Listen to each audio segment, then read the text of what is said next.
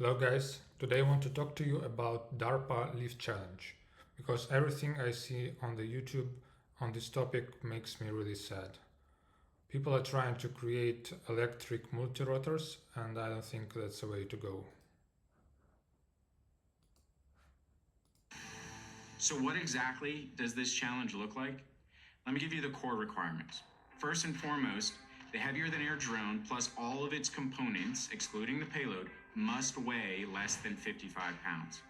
And of course, it needs to achieve non-assisted vertical takeoff and landing. Beyond those foundational requirements, the design approach is completely up to you.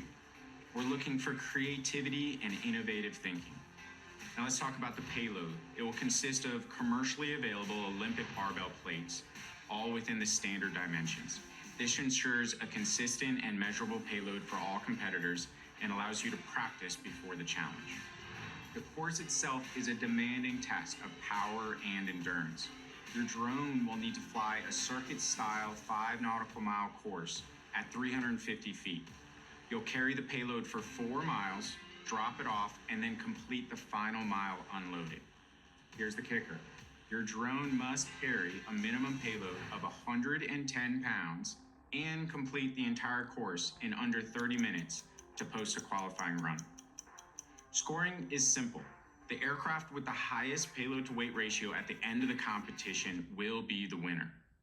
The rules are straightforward, and you can find a draft version on the challenge website. We've designed them with FAA regulations in mind to ensure maximum participation as well as safety and compliance. So how would I approach this challenge? First thing we need to decide is the energy storage. Do you want to use fuel or do you want to use batteries? The answer is obvious. We want to use fuel because it has a way higher energy density. Second question, what airframe do you want to use? So the perfect form would be the classical airplane, but we need to do a VTOL. That's why it doesn't work. So there is two ways to combine VTOL with the plane's efficiency. There is convertiplane, something like Osprey or Valor, or there is tail-seaters, something like Anduril's Omen. That's a good approach, but there is one problem with it. So by the rules, you need to fly within this yellow zone, and it is too small and too narrow to have a speed for the wings to work efficiently.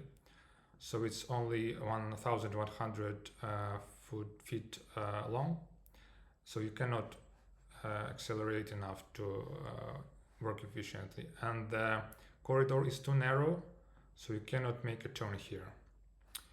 Is there another approach to combine efficiency of the plane with a VTOL? And I came up with this idea. So basically, this is something like a helicopter, but instead of the rotors, we have a wings, and it is rotating by these two engines. At first I wanted to put engines here, but Claude complained that because of the centrifugal force that will not work properly. So it will rotate like this and create a lift.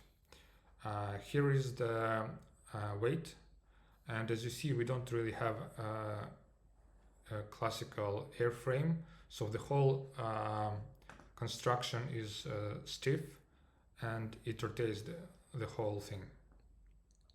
Here is the fuel tank.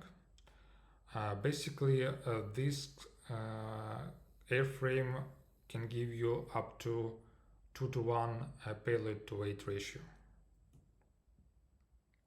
Claude came up with the name cyclone rotor for this design, and this sounds pretty cool. Drone can move forward in the air using the retractable flaps on the edges of the wing, controlled with servos.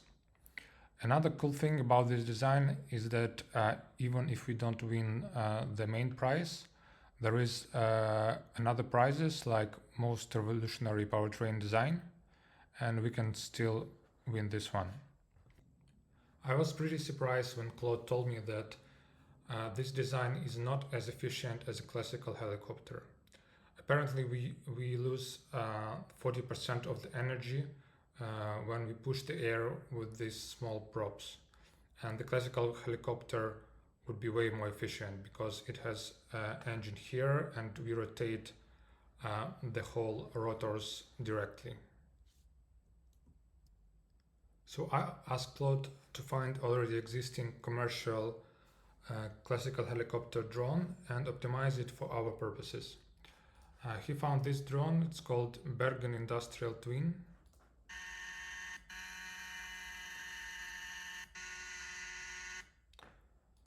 And here is our improvements.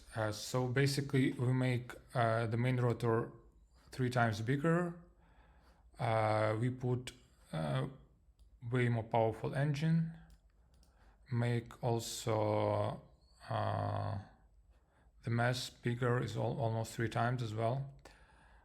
Payload now instead of 11 kilos will be up to 80 kilos, and ratio would be almost 4, but I think it's a theoretical number. I think the realistic ratio would be something like 3 to 1. Also an option, instead of this engine we can use the Yakadovsky Pro 6000 turboshaft engine. It will be slightly lighter, but it eats way a lot of more fuel. And here is the scheme.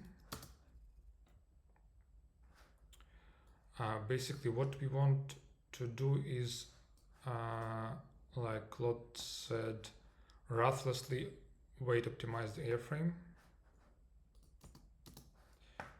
Here is our scheme. So basically what we want to do is remove all the things that we don't need.